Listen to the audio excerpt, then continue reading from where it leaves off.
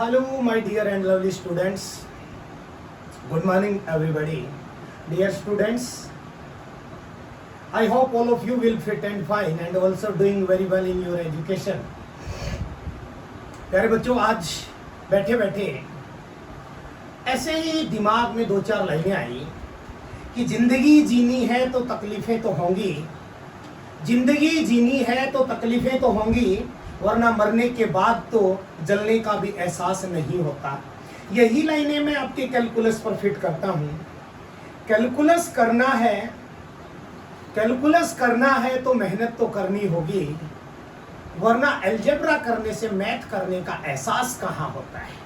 Math करना है तो कैलकुलस के ऊपर फोकस तो आपको करना होगा। इन्हीं बातों के साथ आइए बेटा, एग्जाम्पल नंबर 13 हमारे पास है कि भाई discuss the continuity of the function f into X, जो कि क्या दिया हुआ है भैया, x if x is less than equal to 0, x square if x is greater than 0।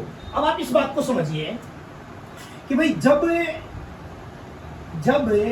x बड़ा है 0 से तो f इंटू एक्स बराबर x एक बहुपद फलन है, एक बहुपद फलन है। और आपको पता है बेटा कि बहुपद फलन हमेशा क्या होता है, संतत होता है। इसलिए यह x बड़ा होने पर 0 पर संतत है। अच्छा, जब x छोटा है 0 से तो f इंटू एक्स बराबर क्या है भैया, चेक करिए, 0 से छोटा होने पर x स्क्वायर एक बहुपद फलन है, इसलिए यह x जब छोटा है 0 पर तो संतत है। अब समझिए बेटा, जब x की वैल्यू 0 से छोटी है यानी माइनस इंफिनिटी तक है तो संतत है, और जब x की वैल्यू 0 से बड़ी है यानी कि कहां तक है, इंफिनिटी तक है, तो भी यह संतत है। एक पॉइंट बच गया बीच में, कौन, 0, उसके ऊपर संततता हमें चेक करनी पड़ेगी। सुनिए भैया, सबसे पहले लेफ्ट हैंड लिमिट, क्या बोलेंगे आप, लिमिट हमने लगाई x टेंड टू 0 नेगेटिव, क्योंकि हमें 0 पे कंटिन्यूटी चेक करनी है। अब आप एक बात को समझो, मैंने जैसे लास्ट लेक्चर में आपको बताया कि लेफ्ट हैंड लिमिट तब लगेगी जब x की वैल्यू लेस देन होगी। कई बच्चे इसको देखेंगे कि सर तो सभी क्वेश्चन में ऊपर वाले को लेफ्ट हैंड लिमिट लगा रहे हैं, वहीं पे लेफ्ट हैंड लिमिट लगा। नहीं बेटा, ऊपर और नीचे का चक्कर नहीं है इसको लिखने के लिए, चक्कर है लेस देन और ग्रेटर देन का। जहां पर लेस देन है वहां पर लेफ्ट हैंड लिमिट लगेगी। तो भाई limit x tend to 0 f into X के अंदर वो क्या हो गया भाई कि लिमिट हमने लगाई x टेंड टू 0 नेगेटिव, किसके ऊपर बेटा, x स्क्वायर के ऊपर। अब आप चेक करिए कि भाई माइनस तो किया, 0 से कम तो हम गए। भाई हमारे पास ये ग्राफ था तो इस 0 से पीछे तो हम गए, लेकिन हमें ये नहीं पता इससे कितना पीछे हम गए। तो उसको कितना पीछे गए उसके लिए हमने कहा कि लिमिट जब लगाई x टेंड टू 0 तो f इंटू में हो गया कितना भैया, x की जगह 0 माइनस h, यानी जब लिमिट x टेंड टू 0 थी तो ये हो गया 0 माइनस h का स्क्वायर। चेक करिए बेटा, जहां h है उस x की जगह हम 0 रखेंगे, तो 0 माइनस 0 बोले तो 0 और 0 का स्क्वायर बोले तो बेटा 0, यानी लेफ्ट हैंड लिमिट की वैल्यू हमारे पास जो आई बेटा वो 0 आई। अब आप चलिए राइट हैंड लिमिट के ऊपर क्या बोलेंगे बेटा, हम कहेंगे लिमिट लगाई x टेंड टू 0 पॉजिटिव, किसके ऊपर, f इंटू एक्स पे, यानी लिमिट हमारी लगी x टेंड टू 0 पॉजिटिव, किसके ऊपर भैया, जहां ग्रेटर देन है, मतलब x के ऊपर। अब कितना प्लस की तरफ जाएंगे भाई, आपको याद है कितने तक जाएंगे, x टेंड टू 0, तो फंक्शन के अंदर x में रह के वहां पर लिमिट चेंज होगी, किसमें, 0 प्लस h में, यानी जब लिमिट आई x टेंड टू 0 तो इस x की जगह, सुनो ना, x था तो x था, अगर इस x की जगह 0 प्लस h आ गया तो इसकी जगह भी 0 प्लस h आएगा। x की जगह 0 रखो, 0 प्लस 0 बोले तो 0। लेफ्ट हैंड लिमिट की वैल्यू 0, राइट हैंड लिमिट की वैल्यू 0। अब फंक्शन की वैल्यू नहीं है बेटा, तो f इंटू 0 का मान फंक्शन की वैल्यू कहां आएगी, जहां इक्वल टू है, मतलब x की जगह पे। तो भैया अगर x की जगह 0 है तो वहां आ जाएगी 0। अब आप चेक करो, लेफ्ट हैंड लिमिट की वैल्यू 0, फंक्शन की वैल्यू 0, राइट हैंड लिमिट की वैल्यू 0, मतलब left hand limit function is equal to right hand limit. और अगर ऐसा है तो यह फलन, इसलिए यह फलन क्या लिख देंगे बेटा, संतत है। हिंदी मीडियम वाले बच्चे, इंग्लिश वाले, सो this function is continuous function. बात करते बेटा, यही तक था एग्जांपल। नेक्स्ट देखिए हमारे पास एग्जांपल नंबर 14 क्या दिया है भाई, थोड़ा सा समझने की कोशिश, क्या बोला गया है हमें।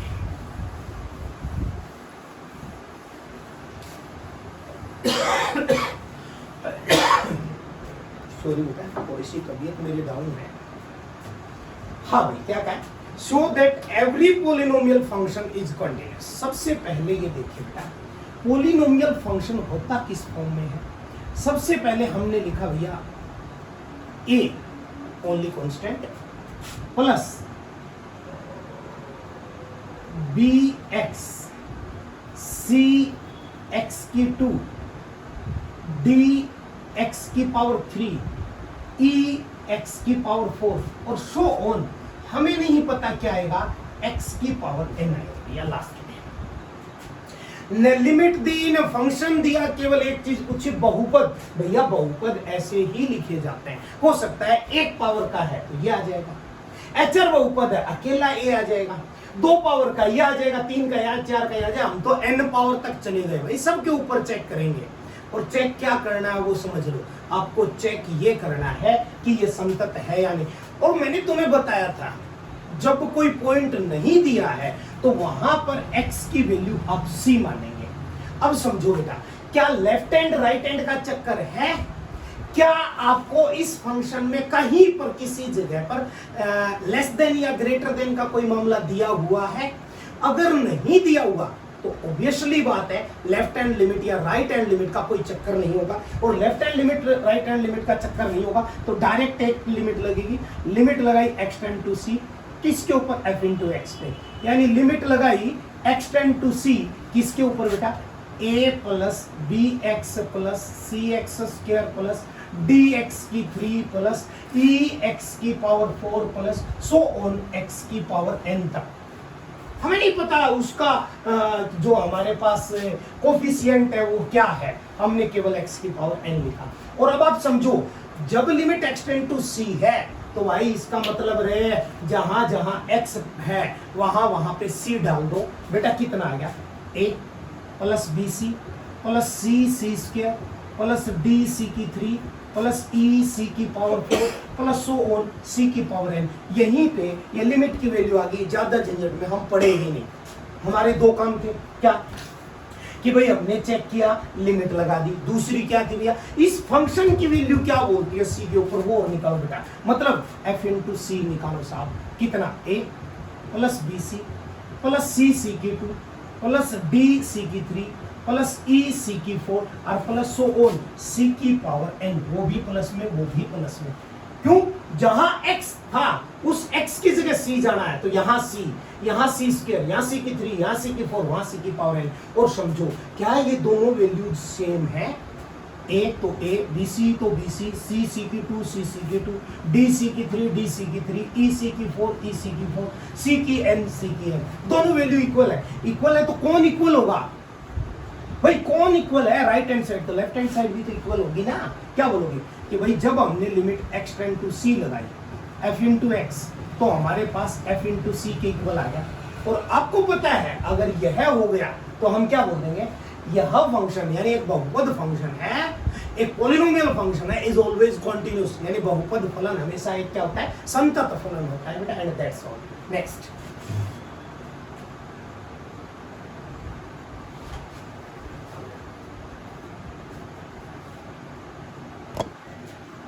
बेटा बहुत इंपॉर्टेंट क्वेश्चन मैं कहूंगा इसको।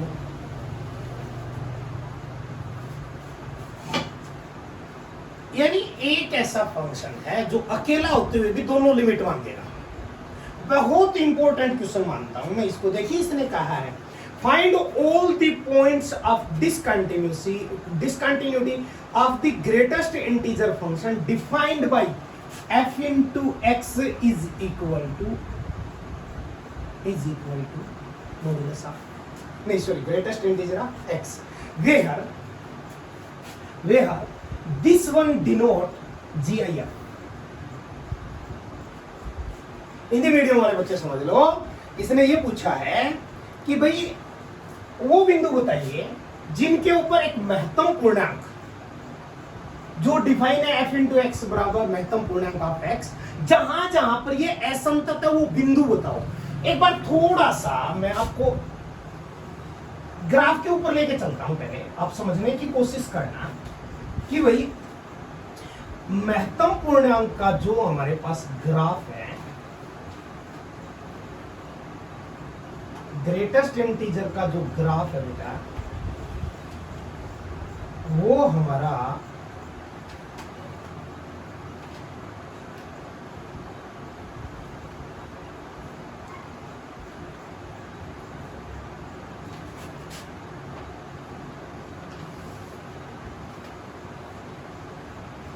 ऐसे ग्राफ होता है।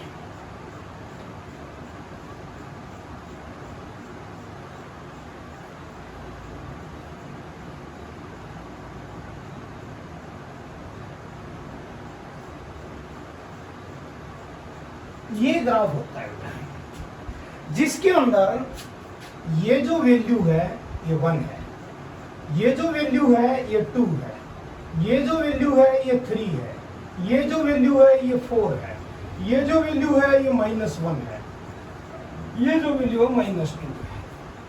आपने क्या पाया कि जब सुनो, जब इसके अंदर हमारे पास इंटीजर आया, पूर्णांक आया, तो ग्राफ टूट करके ऊपर भाग गया।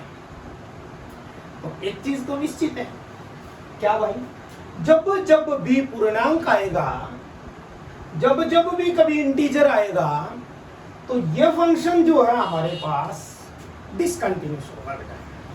ये चीज क्लियर है।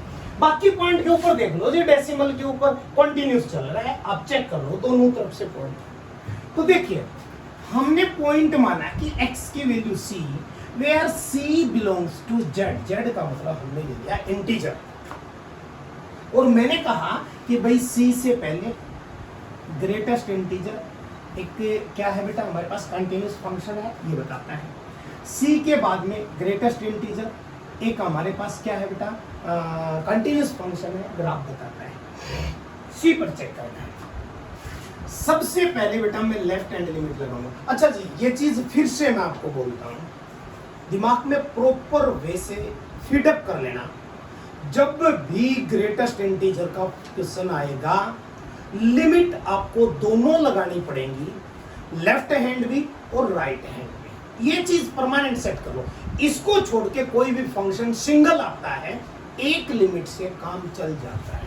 भाई देखना, जब हमने लिमिट लगाई x tend to c negative, किसके ऊपर भैया, fx पे। जब लिमिट लगाई x tend to c negative, किसके ऊपर बेटा, हमारे पास ग्रेटेस्ट इंटीजर ऑफ x पर। आइयो बेटा समझिए, जब लिमिट को चेंज किया x टेंड टू 0 में, ये बन गया f into c minus x।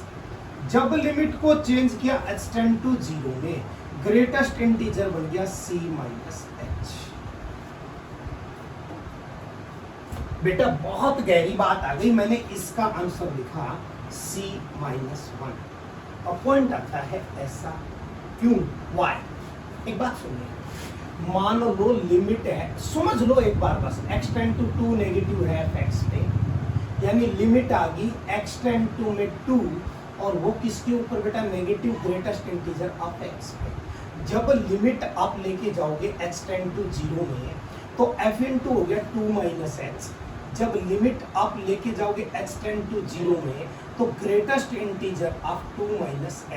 अब समझो बेटा, इसका मतलब हो गया 2.2 माइनस 0 पॉइंट, बहुत सारी जीरो लगा करके, बहुत सारी जीरो लगा करके 1 लगा दो, जिसका मतलब है 1.99999999, बहुत सारे 9 आ जाएंगे। और समझिए बेटा, अगर इसका ग्रेटेस्ट इंटीजर चाहिए तो वो हमेशा 1 होता है। ग्रेटेस्ट इंटीजर की डेफिनेशन क्या थी, अगर आप लोगों को याद हो, कि भाई बॉक्स के अंदर जो भी जाएगा, जैसे बॉक्स के अंदर ये गया, उसका आंसर अगर ये पूर्णांक है तो इसके बराबर आएगा, नहीं तो इससे जस्ट छोटे पूर्णांक के बराबर आएगा। तो बेटा इससे जस्ट छोटा पूर्णांक कौन है? 1 है। आंसर क्या आएगा? 1 आएगा। लिमिट क्या लगाई तुमने? 2। लिमिट क्या लगाई तुमने? 2। आंसर क्या आया? 1। कैसे भाई? 2 में से 1 को सब्ट्रैक्ट किया साहब, तब आया 1। कहने का मतलब जो लिमिट लगा रहे हो उस लिमिट से एक वैल्यू छोटी लेनी पड़ेगी। जब ग्रेटेस्ट इंटीजर के अंदर आप लिमिट लगाते हैं लेफ्ट हैंड, सेट कर लो माइंड के अंदर, परमानेंट सेट कर लो। चलो जी, लेफ्ट हैंड लिमिट हुई, राइट हैंड लिमिट के ऊपर हम जाते हैं। जब लिमिट लगाई x tend to c positive f into x पे, जब लिमिट लगाई x tend to c positive greatest integer of x पे, जब लिमिट को चेंज किया x टेंड टू 0 में, तो f इंटू में आ गया c प्लस में h। यानी जब लिमिट तुमने चेंज की x टेंड टू 0 में, तो greatest integer of c plus h। अब समझो बेटा, मान लो 2 पे ही हम राइट हैंड लिमिट लगाते, ये 2 प्लस होता, 2 प्लस होता, 2 प्लस होता, 2 प्लस होता, तो समझने की कोशिश करना भैया आंसर क्या आता। यहाँ प्लस हो जाता बेटा, तो जो ये वैल्यू थी ये आ जाती 2 पॉइंट बहुत सारी जीरोज लगा करके लास्ट में 1 का ग्रेटेस्ट इंटीजर। और आपको एक बात का पता है कि बॉक्स क्या करता है कि उसके अंदर जो भी नंबर है, उस बॉक्स के अंदर जो भी नंबर है उसके अगर वो पूर्णांक नंबर है तो आंसर पूर्णांक देता है, और यदि वो पूर्णांक नंबर नहीं है तो उससे जस्ट छोटा पूर्णांक देता है। तो इससे जस्ट छोटा पूर्णांक कौन आ जाएगा? 2 आ गया। कौन आ गया बेटा? 2 आ गया। तो इसका हमारे पास आंसर आ गया 2। कहने का मतलब राइट हैंड लिमिट जब भी लगाओगे किसके अंदर भैया? ग्रेटेस्ट इंटीजर फंक्शन में, तो आंसर वो ही देगा जो आप लिमिट लगा रहे हैं। मतलब इसकी वैल्यू आ गई सम c लिमिट लगी, c आ गई। अब फंक्शन की वैल्यू f इंटू में c का मान आ गया ग्रेटेस्ट इंटीजर ऑफ c, और ये सेल्फ एक इंटीजर था तो इसकी वैल्यू कितनी आ गई? c। अब आप चेक करिए, क्या c माइनस 1 इक्वल है c के? नहीं साहब। क्या वो इक्वल है c के? हाँ साहब। अब तीनों इक्वल नहीं है ना यार, लेफ्ट हैंड लिमिट इक्वल नहीं है f इंटू सी के, और वो इक्वल है राइट हैंड लिमिट के। और अगर ऐसा है, so this function is discontinuous function at all integers and this will be the final answer। अच्छा, एक इंपॉर्टेंट बात ये है, अगर आप इसको बनाते हुए या इस क्वेश्चन को करते हुए साथ में ग्राफ और बना देते हैं तो सोने पे सुहागा है भाई, सीधी सी बात है। अगला देखिए, अगला क्वेश्चन देखिए। अच्छा, अब अगला क्वेश्चन करने से पहले, अगला एग्जाम्पल करने से पहले कुछ एक चीजों का आपको ध्यान रखना है। किस चीज का? इंग्लिश मीडियम के बच्चों ने, हिंदी मीडियम के बच्चों ने एक वर्ड पढ़ा होगा, कंपोजिशन ऑफ फंक्शन। अब ये कंपोजिशन ऑफ फंक्शन मामला क्या है समझो। मान लीजिए एक फंक्शन है वो sin x है, और वास्तविकता ये है कि इसकी थीटा के अंदर, इसके थीटा के अंदर हमेशा x या थीटा ही मिलेगा। इसके अलावा मान लो कोई कह दे भैया sin x स्क्वायर, तो इसका मतलब ये है कि दो फंक्शन को मिला करके, दो फंक्शन को आपस में फंसा करके एक नया फंक्शन तैयार किया गया है।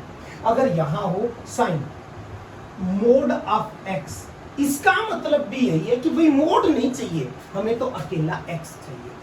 होता कैसे है उसको साम मान लीजिए g इंटू एक्स की वैल्यू है आपके पास ग्रेटेस्ट इंटीजर ऑफ x। अब कंपोजिशन समझना बेटा, मैं आपको दो कंपोजिशन समझाता हूं। पहली समझाता हूं FOG, दूसरी समझाता हूं GOF। ये होते कब है, निकलते कब है, वो बाद में डिस्कस करूंगा। पहले इसको समझ लो, इसका मतलब क्या है। इसका मतलब ये है कि जो f है उसके अंदर जहां x है उस x की जगह पे g इंटू एक्स की वैल्यू पुट कर दो। मतलब ये हुआ बेटा, देखिए FOG का मतलब ये है कि f के अंदर जहां x है उस x की जगह पे g इंटू एक्स, क्यों बाद में g है, जो बाद में है उसको f के अंदर फंसा दो।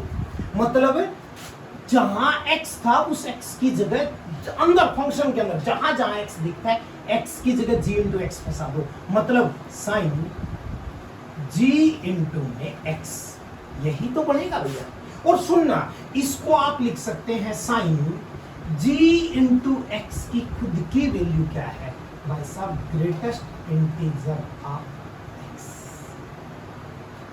g इंटू एक्स की खुद की वैल्यू है ग्रेटेस्ट इंटीजर ऑफ x। तो समझो क्या किया गया है कि सर साइन x फंक्शन के अंदर greatest integer of x function फंसाया गया है, वो ही है FOG, जिसका मतलब है क्या भैया, हमारे पास कंपोजिशन ऑफ फंक्शन, दो फंक्शन का जाड़ गुणना वो भी कह सकते हो। अब ये देखिए GOF मतलब बाहर वाले में x की जगह पे अंदर वाला डालो भाई, g के अंदर जहां x था वहां f इंटू एक्स डालो। मतलब ये हुआ बेटा कि g के अंदर जहां x दिख रहा है उसकी जगह fx जाने दो भैया।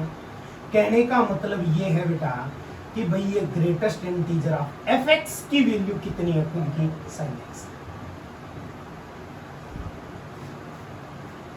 fx की वैल्यू क्या है बेटा, sin x है।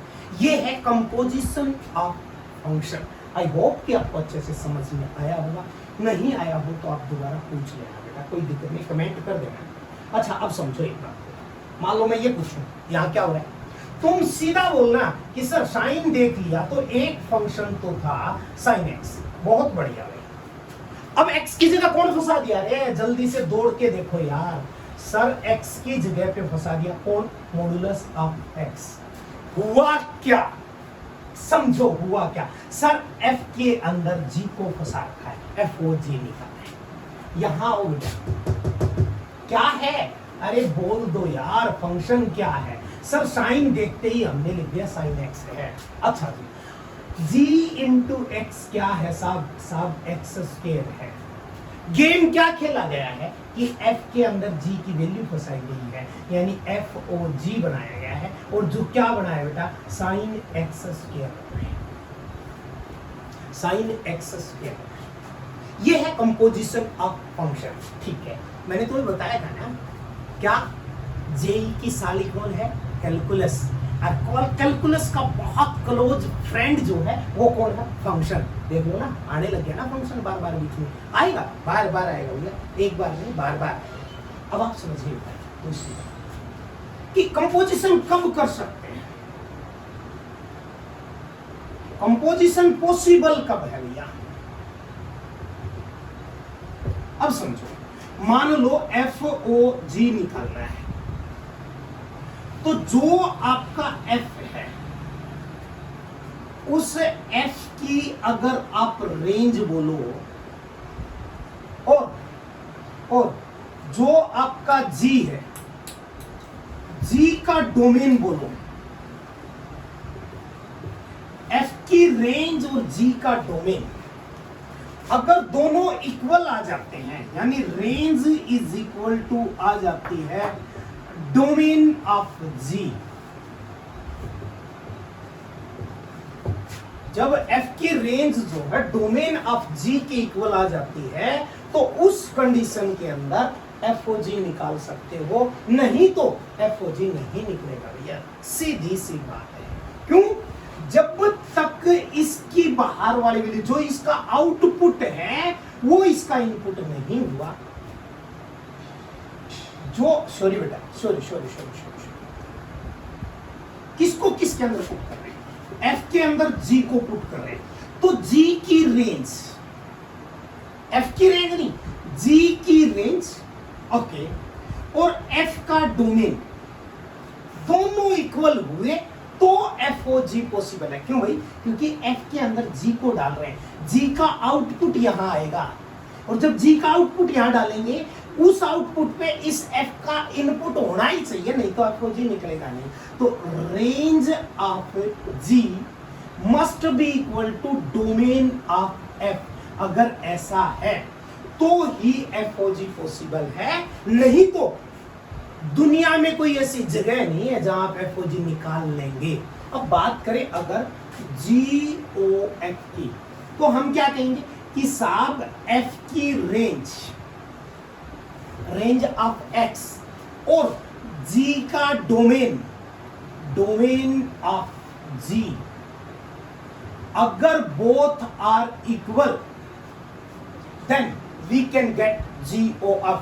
अदरवाइज भैया पॉसिबल ही नहीं है, अदरवाइज भैया पॉसिबल ही नहीं है। FOF भी निकाल सकते हैं, GOG भी निकाल सकते हैं, ऐसे ही निकाल। अच्छा, अब कंटिन्यूटी के लिए एक पॉइंट सुनिए।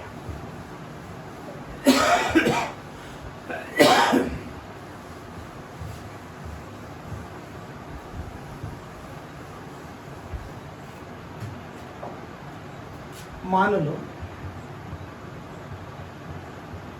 F और G ये दोनों संतत फलन है, कॉन्टिन्यूस फलन है। तो सुन लो भैया, F प्लस G संतत होगा, कॉन्टिन्यूस होगा। F माइनस G संतत होगा, कॉन्टिन्यूस होगा। G माइनस F संतत होगा। F गुणा में G संतत होगा। F भाग में G संतत होगा। FOG संतत होगा। GOF भाई साहब ये भी संतत होगा। FOF ये भी संतत होगा। GOG ये भी संतत होगा। इंपॉर्टेंट ये है F और G दोनों कॉन्टिन्यूस होने चाहिए, दोनों संतत होने चाहिए।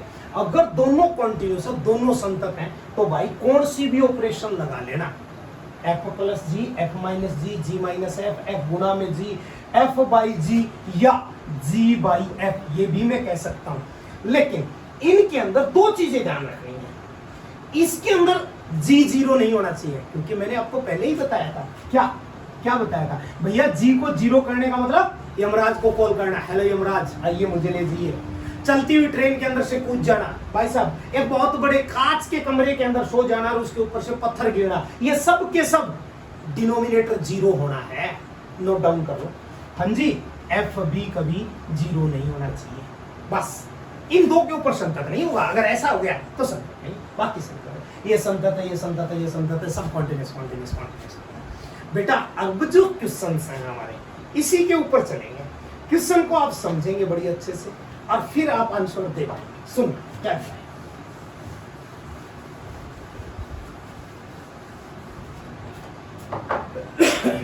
एग्जाम्पल नंबर 16 क्या बोला है? Prove that every rational function is continuous. आप ये सिद्ध कीजिए कि प्रत्येक जो हमारे पास परिमेय फलन है वो जो है संतत है, ऐसा प्रूव करके आप दिखाइए। ये हमारे से पूछा गया है, समझिए क्या। मैंने कहा भाई फंक्शन क्या होगा वो तो बता दो।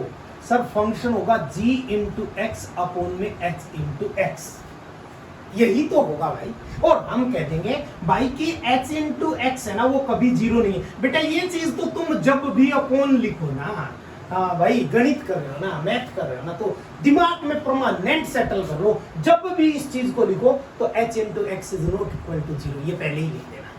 ये इसका डोमेन होता है, ये कंपल्सरी लिखना। अब समझिएगा, हम ये कहेंगे कि भाई g इंटू एक्स संतत है और h इंटू एक्स भी संतत है। ऐसा हमने मान लिया कि ये दोनों जो हमारे पास, माना ऐसा कि ये जो दोनों के दोनों हमारे पास जो फंक्शन है ये कॉन्टिन्यूस फंक्शन है। कौन? g इंटू एक्स और h इंटू एक्स दोनों संतत है। तो हम कहेंगे भैया f इंटू एक्स भी संतत होगा। क्यों रे बेटा, क्यों भाई? अरे याद करो रे यार कहानी को। मैंने क्या बोला था? अगर g और h संतत है तो g बाई h या h बाई g भी क्या होगा बेटा? संतत होगा। केवल केवल x बराबर 0 को छोड़कर, हाँ ये लिखना पड़ेगा, को छोड़कर कि ये जहां 0 होगा वहां तो ये संतत नहीं होगा, बाकी सब जगह पे ये कंटेंट कहेंगे कि late g into x is continuous and h into x is also continuous. So f into x is continuous function because it's written at the form of gx by hx, only letting hx is equal to 0, and this will be the answer of your question, nothing else. Stop it. Next. जी भाई साहब, अगला question सुनिए, क्या दिया है सुनिए। Question ये बोला है कि ये प्रूव करो कि sin x एक continuous function, prove that sin x is A continuous function. ये सिद्ध कीजिए कि sin x एक संतत फलन है। सुनिए बेटा, fx देखा है sin x, हमने क्या कहा है कि एक पॉइंट c के ऊपर चेक किया, जब limit x tend to c थी f इंटू एक्स में, तो हमारे पास आ गया लिमिट हो गई x टेंड टू c किसके ऊपर, sin x के।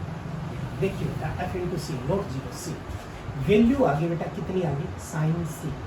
अच्छा f इंटू सी का मान कितना आएगा बेटा, उस पॉइंट के ऊपर चेक करो, जहाँ x था x की जगह c आया, तो ये भी आ गया sin c, ये भी आ गया sin c। अब आप क्या बोलेंगे कि सर ये दोनों वैल्यू तो इक्वल है भाई, sin c is equal to क्या है, sin c, और अगर ये दोनों वैल्यू इक्वल है बेटा, सो this function is continuous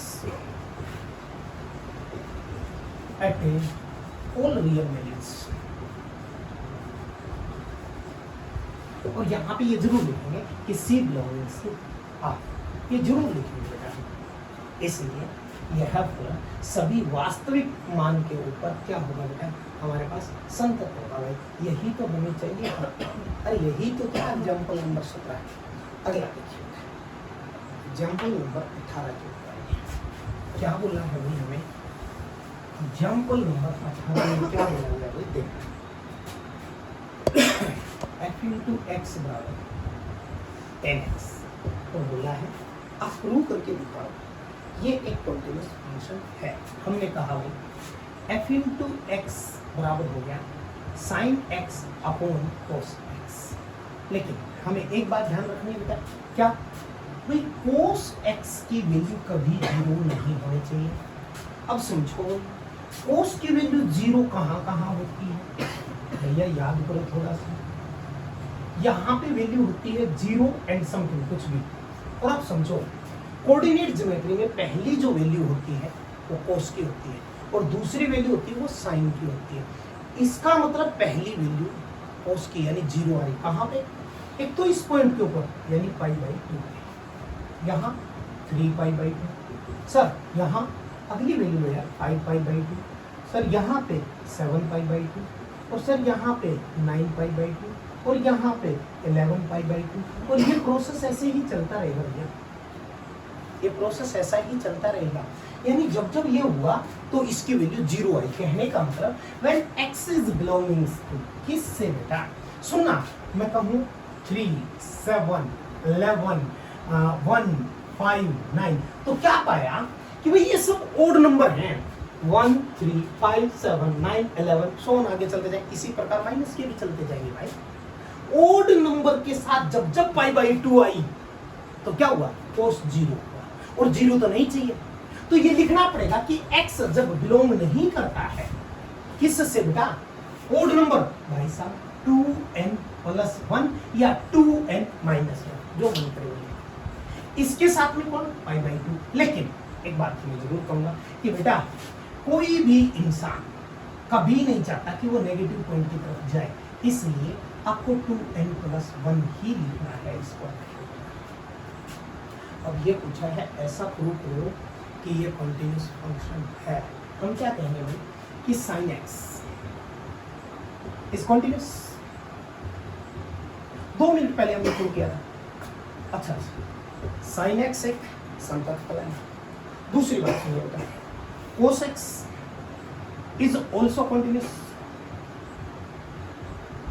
cos x भी कंटिन्यूअस फंक्शन है। और समझो अगर sin x upon cos x continuous function है तो gx अपॉन hx भी क्या होगा, कंटिन्यूस फंक्शन होगा. सो fx is continuous function. Prove करके दिखाने की जरूरत नहीं, डायरेक्ट लिखो चलेगा काम. क्योंकि भाई साहब ग्राफ याद है हमें, साइन का ग्राफ. सर 0 पे 0, उसके बाद ऐसे उठा ऐसे गिरा, ऐसे उठा ऐसे गिरा, यहाँ से गिरा यहाँ से उठा यहाँ से गिरा, गिरता उठता चल रहा है. बोतल लगा ली शायद इसमें. इसी प्रकार कोस के ऊपर चलिए. सर 0 पे 1 है, तो सर यहाँ से गिर गया यहाँ से उठ गया, यहाँ से गिर गया यहाँ से उठ गया, और जो उठता गिरता चल रहा है वो तो कंटिन्यूस है ना सभी पॉइंट के ऊपर. तो भाई साइन भी कंटिन्यूस, कोस भी कंटिन्यूस, और दोनों कंटिन्यूस है. तो भैया दोनों को कंटिन्यूस दिखा करके tan x को क्या बोल दिया, कंटिन्यूस फंक्शन. tan x को क्या बोल दिया बेटा, कंटिन्यूस फंक्शन. अगला देखिए सुन क्या बोला, थोड़ा सा दिमाग लगा. अब आ गया आपका कंपोजिशन ऑफ फंक्शन. क्या आ गया भैया, कंपोजिशन ऑफ फंक्शन. क्या है कंपोजिशन ऑफ फंक्शन, चेक करो.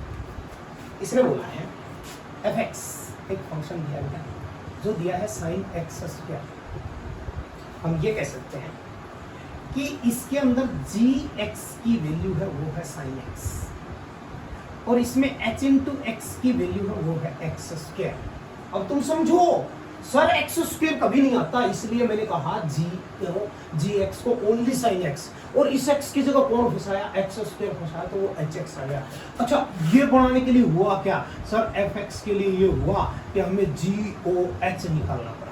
बहुत बढ़िया लिख दिया बेटा. अगर तुमने ऐसा लिख दिया कि g के अंदर x स्क्वायर फंसा दिया, मतलब g के अंदर hx फंसा दिया, goh कर दिया, तो आपने बहुत बढ़िया लिख दिया. तुम कमाल लिख रहे हो, फिर तुम धमाल कर रहे हो. इसका मतलब समझिए बेटा, क्या भाई gx is equal to sin x is a continuous function.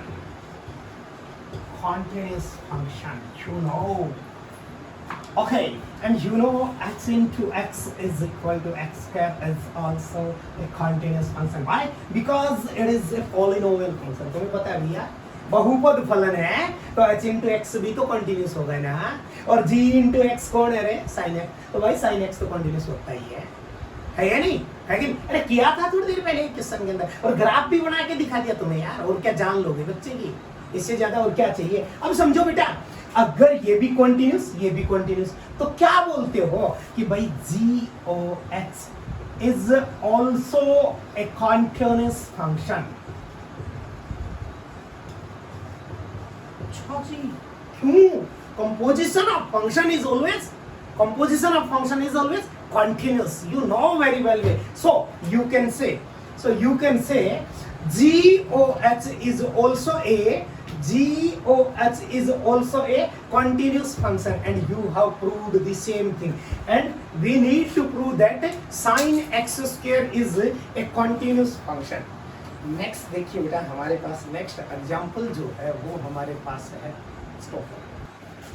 हाँ बेटा, नेक्स्ट हमारे पास क्वेश्चन देखना, एग्जाम्पल नंबर 20. क्या दिया है हमारे पास? हाँ भैया, क्या दिया है रे तुम्हें? f into x is equal to mod of 1 minus x plus में mod of x. ये आपको एक फंक्शन दिया हुआ है बेटा, और ये पूछा है कि भाई आप ऐसा प्रूव करके दिखाओ ये कंटिन्यूस.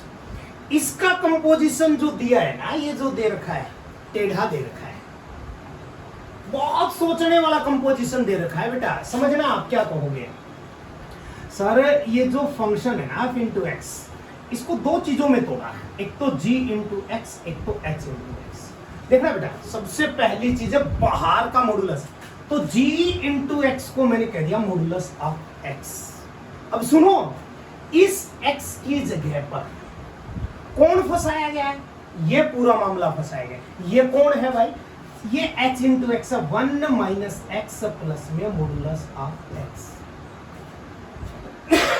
जो ये x था, इस x की जगह इसको उठा करके डायरेक्ट फंसा दिया, तो f बन गया. हुआ क्या कि सर f इंटू एक्स को बनाने के लिए GOH हमने निकाल डाला. अब समझो बेटा कि भाई g इंटू एक्स क्या है? कॉन्टिन्यूस फंक्शन है, कॉन्टिन्यूस फंक्शन है. और h इंटू एक्स भी क्या है भैया? कॉन्टिन्यूस फंक्शन है. तुम कहोगे सर हम सेटिस्फाई नहीं है। क्यों? अरे सर h इंटू एक्स में तो जो है ना बहुपद फलन नहीं है, मॉडुलस से पता नहीं क्या क्या, कैसे कह सकते हो आप ये जो है ना एक कंटिन्यूस। ओ बावड़े आदमियों, इधर आओ, तुम समझो इस बात को। इतने फलन को देखोगे ना, केवल इतने को, बहुपद फलन है साहब। इस दुनिया की कोई पावर इसको पॉलिनोमियल फंक्शन कहने से नहीं रोक सकता। कंटिन्यूस है कि नहीं? पहले ही पार्ट में बोल दिया था, जब जब पॉलिनोमियल फंक्शन आएगा, जब जब इस दुनिया के अंदर बहुपद फलन आएगा, हर बार वो कंटिन्यूस होगा। जब मैं इस पार्ट के ऊपर जाता हूं दूसरे के ऊपर, मैंने चेक किया, क्या चेक किया भैया? ये चेक किया कि ये एक हमारे पास जो है मॉडुलस फंक्शन है, और modulus function is always continuous. और मैंने तुम्हें क्या बताया था, अगर किसी फंक्शन में फंक्शन जोड़ा जाता है ना, तो वो फंक्शन भी क्या कहलाता है? कंटिन्यूस। इसका मतलब बहुपद फलन जो कंटिन्यूस था, उसमें हमने एक मॉडुलस फलन को जोड़ दिया, और दोनों को जोड़ने से नया जो फलन मिला f प्लस जी, वो भी कंटिन्यूस है। इसलिए हम दावे के साथ कह सकते हैं कि h इंटू एक्स भी क्या है भैया? एक कंटिन्यूस फलन है, एक कंटिन्यूस फंक्शन है। अब आप समझो, अगर g भी कंटिन्यूस, h भी कंटिन्यूस, तो छाती ठोक के बोलिए, डंके की चोट पे बोलिए, क्या बोलोगे? क्या बोलोगे रे मेरे भाई? कि g(h) इज ऑल्सो क्या भैया? Continuous function. अच्छा, ऐसा भी होता है क्या? बिल्कुल होता है भैया। और सुनो, g(h) कौन था मेरे भाई? fx था। तो क्या कहोगे रे? अरे बोल दो, fx is also a continuous function. आपको प्रूव ही क्या करना था कि भाई fx जो है ना, वो एक कंटिन्यूस फंक्शन है, और वो हो चुका है साहब। इतना ही तो चाहिए, इसके बाद में क्या चाहिए? कुछ नहीं चाहिए बेटा। आपके एग्जाम्पल्स जो है वो कंप्लीट है।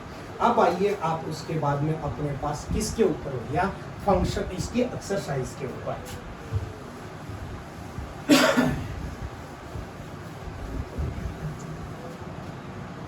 हाँ जी, पहला क्वेश्चन क्या दिया है? Exercise number 5.1, question number first. क्या बोला भाई? Prove that the function f into x is equal to 5x minus 3 is continuous at x is equal to 0, x is equal to minus 3, x is equal to 5। तीनों point के ऊपर अलग अलग चल के बेटा देखते हैं ये कंटिन्यूस है या नहीं है। पहले पॉइंट के ऊपर, 0 से पहले और 0 से बाद में, क्या 0 से पहले और 0 के बाद में कौन सा फंक्शन काम कर रहा है मेरे भाई? x minus 3। तो यार उससे पहले और बाद में क्या होगा? हमेशा कंटिन्यूस होगा कि नहीं होगा? एक ही फलन काम कर रहा है तो कंटिन्यूस है रे मेरे भाई, बहुपद फलन होने की वजह से। किस पे चेक करोगे? 0 पे। वो लाइनें लिखेंगे आप, जो मैं पहले बता चुका हूँ कि जब x 0 से छोटा है तो वहां पर fx बराबर ये एक बहुपद फलन होने के वजह से यह x छोटा है 0 पर कंटिन्यूस है, बड़ा है 0 पर भी कंटिन्यूस है। अब 0 पे हम चेक करते हैं, सब लिमिट लगाए। कितने फंक्शन?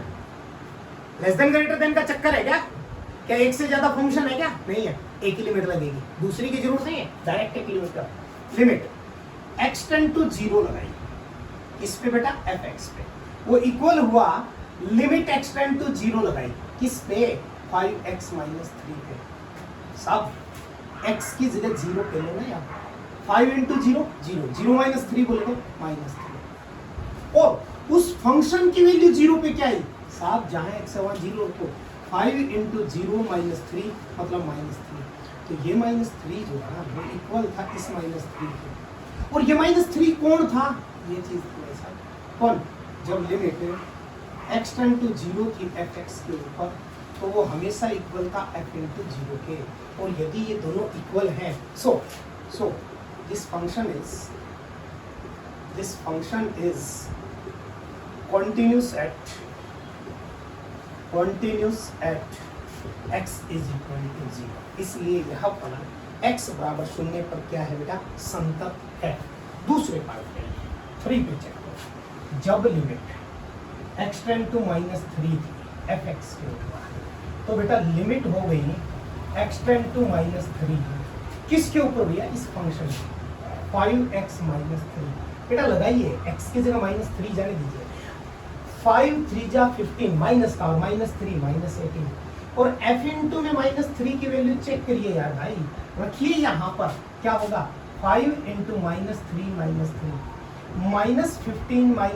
बोले तो -18। बेटा -18 इक्वल है -18 के, और अगर ये दोनों इक्वल है, ये की कौन सी वैल्यू है सर? जब limit x tend to -3 use की उस फंक्शन में, तो वो इक्वल था f इंटू -3 के। और अगर ऐसा है, so this function is continuous at x is equal to -3, इसलिए यह फलन x बराबर -3 पर क्या बेटा कंटिन्यूअस। सेम 5 के ऊपर आप सेल्फली ट्राई करेंगे, नहीं होता है तो फिर आप एक कमेंट डाल देना, देख लेंगे क्या है किसी को, इतना घबराने की आवश्यकता नहीं है। चलो भैया अगला क्वेश्चन देखिए हमारा क्या है। क्वेश्चन नंबर 2, एक्सरसाइज 5.1 क्या दिया हुआ है भाई? Sorry, f into x is equal to 2x square minus 1, x is equal to 3 के ऊपर हमें चेक करना है। सुनिए बेटा क्या हुआ, 3 से पहले ये एक बहुपद फलन होने की वजह से कॉन्टिन्यूअस, 3 के बाद ये एक बहुपद फलन होने की वजह से कॉन्टिन्यूअस। 2 लाइनें लिखनी है, रट लो, परमानेंट है भाई साहब, दिमाग में सेट कर लो, पल्लू के बांध लो, गांठ बांध लो पल्लू के ये चीज की, कि ये 2 लाइनें तो कहीं ना कहीं तुम्हारी जिंदगी की सबसे महत्वपूर्ण लाइन है, जो जिंदगी का सार है कंटिन्यूटी के लिए। अब आइए इस पॉइंट पे चेक करिए सर, जब लिमिट यूज की x टेंड टू 3 किस पे? fx पे, तो साहब क्या आया भाई, लिमिट x टेंड टू 3 किस पे सर? 2x स्क्वायर माइनस 1 पे।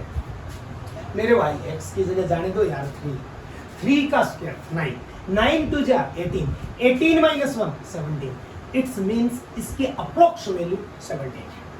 अब फंक्शन की वैल्यू चेक करिए 3 पे, सर क्या होगा 2 इंटू 3 का स्क्वायर माइनस 1, 2 इंटू में 9 माइनस 1, 18 माइनस 1 बोले तो 17, और अब हम कहेंगे 17 जो ना वो इक्वल है 17 के। इसका मतलब जब लिमिट x टेंड टू 3 थी f इंटू एक्स पे, तो वो इक्वल था f इंटू 3 के, और अगर ये इक्वल है so this function is continuous at x is equal to 3, और इसलिए यह फलन x बराबर किसके ऊपर? 3 के ऊपर क्या होगा बेटा? संतत होगा। अगला क्वेश्चन बेटा देखिए, सुनिए क्या है question number 3, f into x is equal to x minus 5। केवल ये कहा है express the following function for the continuity. Okay, check. Is there any value of x is given there or not? यहाँ पर कोई x का मान दिया है क्या तुमने? नहीं दिया साहब, नहीं दिया तो x का मान c मान लिया। अब क्या बोलोगे? c से पहले बहुपद फंक्शन कंटिन्यूअस, c के बाद बहुपद फंक्शन कंटिन्यूअस, लिख लो फरमान है।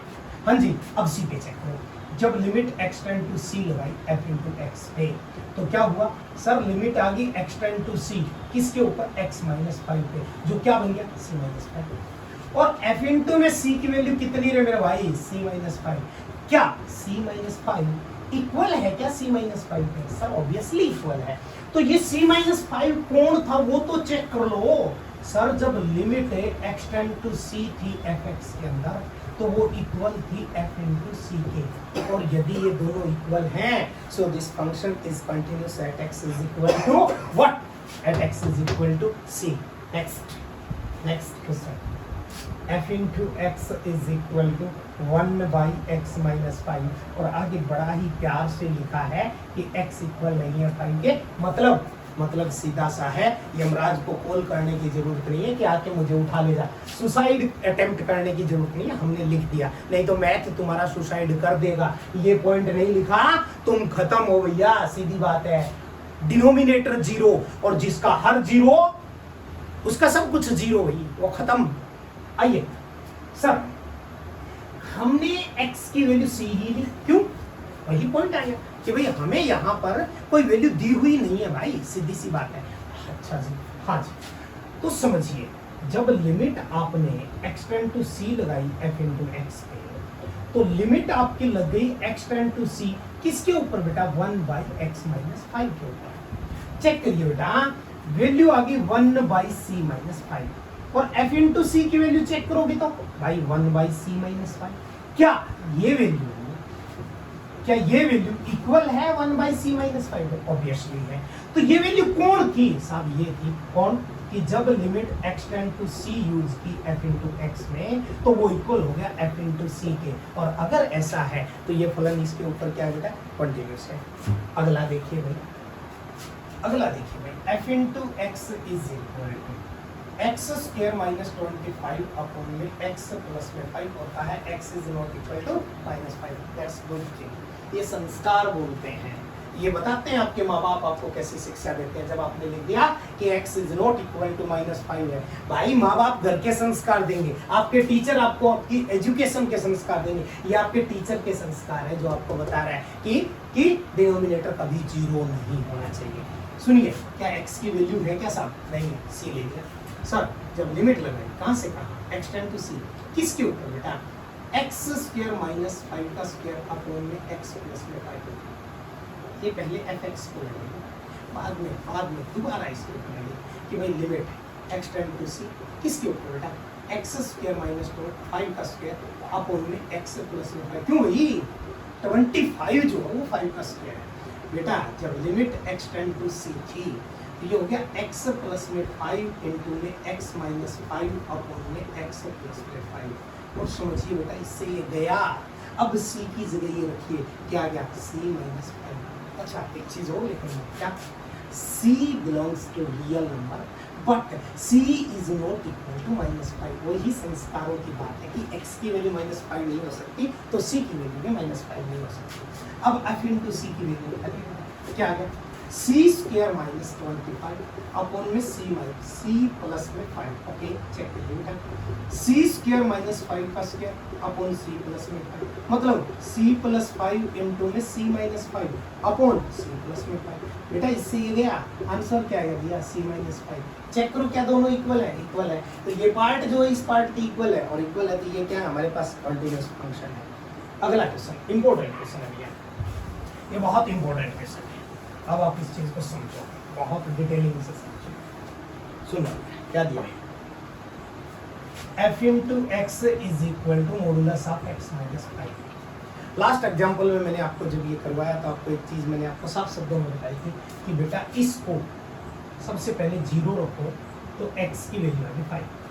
अब तुम्हें क्या करना है कि एक तो वैल्यू x की 5 से लेस चाहिए और एक value greater than equal to 5 चाहिए। तो फंक्शन क्या बनेगा? सबसे पहले वो चाहिए। अब जब वो 5 से बड़ी वैल्यू यानी 6 हो गया तो 6 माइनस 5 1 पॉजिटिव है कि नेगेटिव है? सर पॉजिटिव आंसर आ रहा है जब वो 5 से बड़ी वैल्यू आ रही है तो। और अगर पॉजिटिव नंबर का मॉडुलस लेते हैं तो जैसा अंदर है वैसा का वैसा बाहर आता है। 5 से छोटी वैल्यू सर 4 ले लिया, 4 माइनस 5 क्या आया सर? माइनस 1 क्या आया? नेगेटिव। और नेगेटिव नंबर के लिए हमेशा उसके आगे क्या लगता है? माइनस, मतलब माइनस x माइनस में 5। ये हमारे पास होगा। देखिए भाई क्या हो गया हमारे पास कि sir left hand limit use करनी पड़ेगी। लिमिट कहां से कहां होगी साहब? x tend to 5 negative f into x. क्यों? अरे भाई इससे पहले तो एक पॉलिनोमियल फंक्शन है कंटिन्यूस, इसके बाद में भी पॉलिनोमियल फंक्शन है कंटिन्यूस। इसी पे तो चेक करना ना 5 पे कंटिन्यूस है कि नहीं है। अब क्या आ गया बेटा? लिमिट आ गई x टेंड टू में 5 नेगेटिव, किसके ऊपर भी है? माइनस x माइनस 5 पे। जब लिमिट चेंज करी हमने x टेंड टू 0 तो f इंटू हो गया 5 माइनस x। जब लिमिट चेंज करी हमने x टेंड टू 0 तो ये हो गया minus into 5 minus x minus 5। बेटा चेक, 5 में से x की जगह 0 रखा, 5 में से 0 गया 5 माइनस 5 0, 0 क्या के माइनस लगाया तो 0। लेफ्ट हैंड लिमिट ये कहती है कि मेरी वैल्यू जो है ना वो 0 है। अब राइट हैंड लिमिट के ऊपर जाइए, क्या आ गया भाई? जब limit x tend to 5 positive थी f इंटू एक्स में तो इक्वल हुआ लिमिट जब x टेंड टू 5 प्लस थी किसके अंदर बेटा? x minus 5। तो जब लिमिट x टेंड टू 0 थी तो f इंटू में हो गया 5 प्लस x। जब लिमिट x टेंड टू 0 थी तो भैया x की जगह आ गया 5 प्लस x माइनस 5। देखिए बेटा x की जगह जब 0 लगाएंगे तो 5 + 0 5, 5 - 5 0। अब फंक्शन की वैल्यू देखो f × 5, कहां पर बेटा जहां इक्वल है वहां फंक्शन की वैल्यू, यहां चेक करो क्या है ऐसा 5 - 5 बोले तो 0, मतलब 0 इक्वल है 0 के, मतलब इक्वल है 0 के। और अगर सारी जीरोज इक्वल है इसका मतलब लेफ्ट हैंड लिमिट जो है वो इक्वल है f × 5 के, और वो इक्वल है बेटा राइट हैंड लिमिट के। और अगर ऐसा है तो यह फंक्शन सारी रियल वैल्यूज के ऊपर क्या है बेटा कंटिन्यूस है, और हमें जो प्रूव करना था वो भी यही करना था। Thank you for watching.